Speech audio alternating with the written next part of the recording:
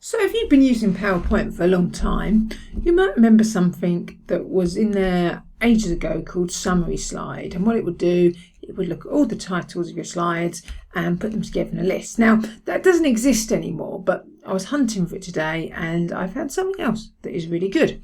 It's a summary zoom. So let me explain how it works.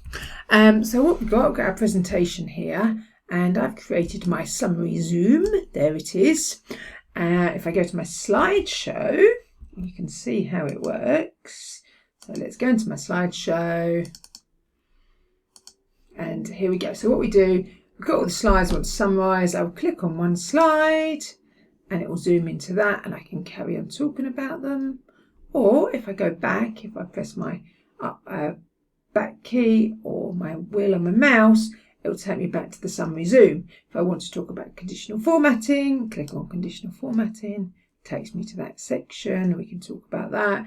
To go back, just press the back button and that will take me back to my summary zoom. So this is really good, and you can put that summary zoom at the beginning or at the end of the presentation. So you might want it at the beginning as a contents page, or you might want it towards the end as a way of summarising your slides.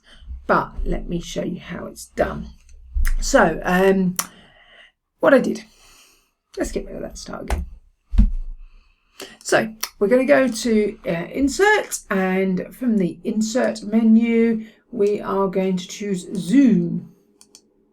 And we're going to choose the first one, which is summary zoom. And it says to you, what slides do you want to include in the summary zoom? So what I've done is I've gone through and I've ticked the slides I want. It's remembered that, which is quite good. One thing that there isn't is a select all, but maybe that'll come. Sometimes they add these things later on. So I've got all the slides ticked that I want to put in my summary. All I do is choose insert, and there we go. My summary zoom slide is created. It's all nicely lined up. I can give it a title, so I'm going to call mine contents. If you put it at the end, you can call it summary. And that, how quick was that? And it looks really good. It looks really professional. It's all nicely aligned. So give it a go in your presentations. It's easy to set up, shouldn't take any time at all, and it will just allow you that flexibility to summarise something when you want it. I hope you found this video useful. If you did, like and share it.